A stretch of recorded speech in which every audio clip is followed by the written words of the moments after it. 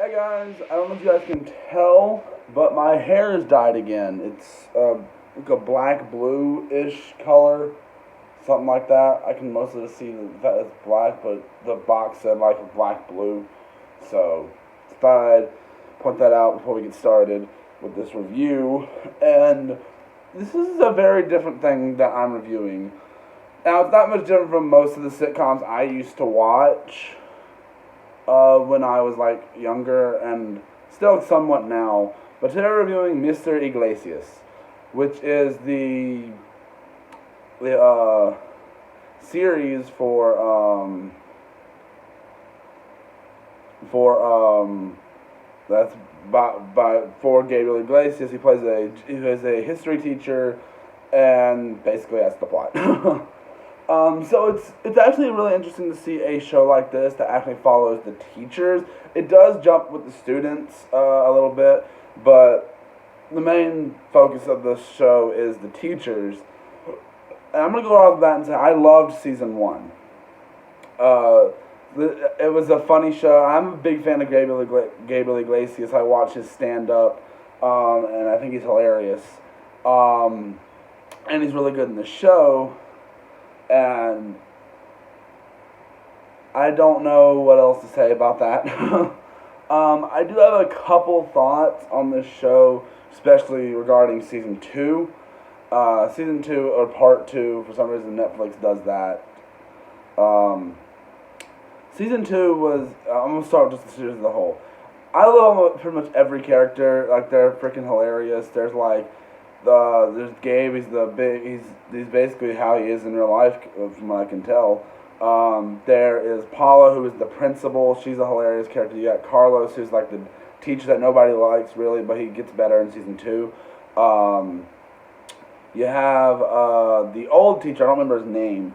And then you have the other teacher who's like the woman crazy, he's like thinks he's all that, and like he just wants to get the woman and everything, and you have the quirky little teacher, I can't remember, I think her name's Abby, and all the characters, the banter between them is so good. I would argue that some of it feels genuine, like they're actually just working off of each other, and like I wouldn't be surprised if I found out like none of the stuff between them is scripted.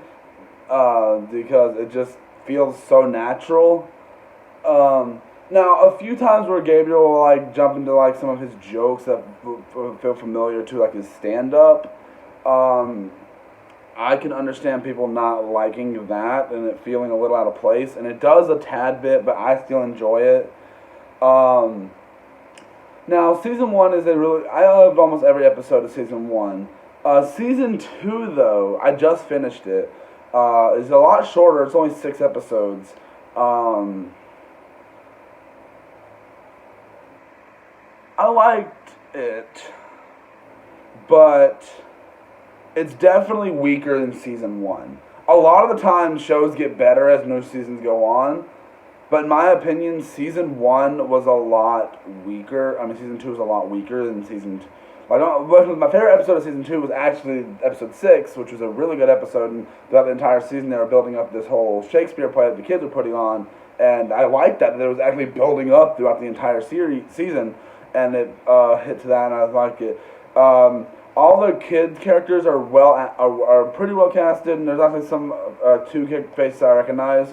Madison, or however, I don't want to say the name, it seems like I'm saying it wrong or whatever. But Madison, I think is her name, or just Madison or something like that. I'm not trying to. She's a good character. She kind of falls into that stereotype of annoying, wants to do everything right and all that character. She does fall into that stereotype, but not in really a bad way. Now in season 1, it's been a while since I've watched season 1, but I remember. But they really focused a lot more on the teachers than in season 2. They got a little more focused on the students. I like that. But there's one thing that this season 2, season 1 had a little hint of it, but like season 2, it kind of like got a little real. and was trying to have like some social commentary and talking about actual things going on in the world. I won't go into any details. I think you should go watch the show yourself about what the actual storylines are. But I feel like that I should leave that up to you guys to check it out. And for the most part, it's still enjoyable, but it gets a little to where I don't enjoy some of this stuff because like I don't watch these shows to get the news and the stuff that I hear in the real world every day. I watch these shows to escape all that stuff. And the fact that this brought up some issues in the world that is very prominent was a little just like distracting and like, okay. Now, I have no problem with putting a message and trying to have like something to help teach and help the world and just try to like teach people about what's going on in the world and doing it through your entertainment. I get that, but when it's so put in your face, it's a little bothersome. Like, but it's one episode talking about it's probably my least favorite episode of the season, but it's still a good show. I'm gonna be on season 2 for a minute. But the season 2 got it was a mixed bag and they're definitely building something up with season 3. Who knows when that'll be done? If it was already started filming or whatever before everything happened and everything, who knows? But they were building something up with season 3, the season finale of this season. So it's hopefully season 3 is good. But this show, it's not afraid to get real. And I'm gonna talk about the kid actors. One thing I don't like about modern shows, sitcoms like Disney Channel and Nickelodeon and stuff, is the way kids talk. Now, some of them they can still talk and seem relatively good. Like Andy Mack was a good example that I actually saw a few episodes of, and dialogue was pretty good with those. Because that show is a little more serious than most of the Disney shows or kid sitcoms you get. But this, the jokes the kids make, and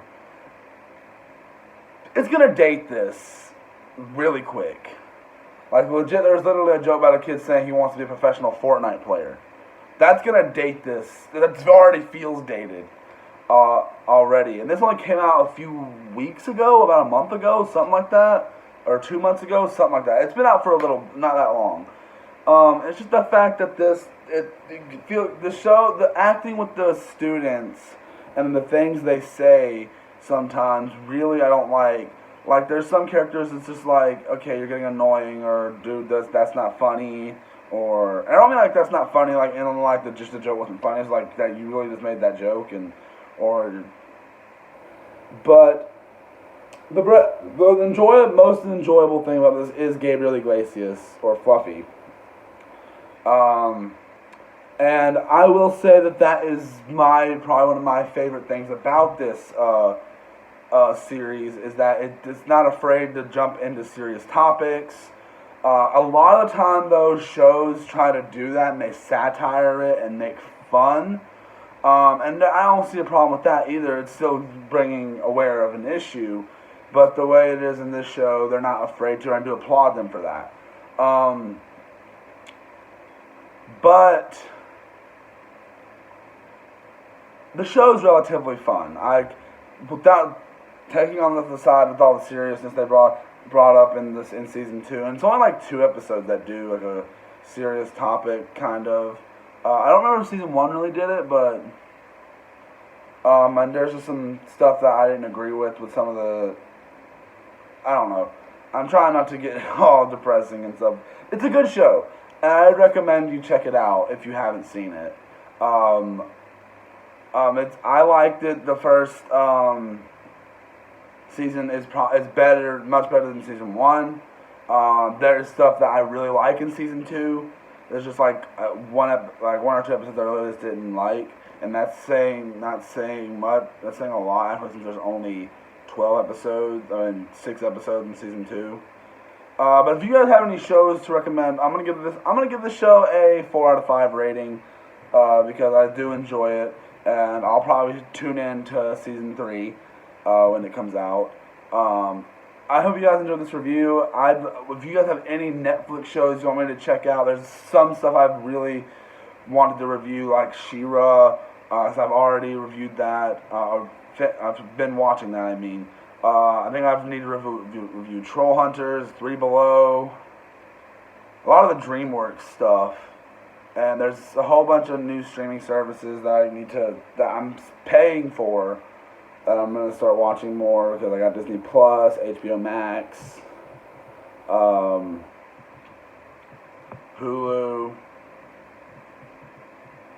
I think that's it. I might start using Shudder soon, which is a horror streaming service. Thing is that someone needs to put a bundle for all these together so I can like pay one bill. It's really difficult when I have to manage each bill individually. But yeah, that's all I've got to say for this. I hope you guys enjoyed it. I'm gonna probably go record something else after this. Hope you guys enjoyed it. I'll see you guys in the next one. Bye.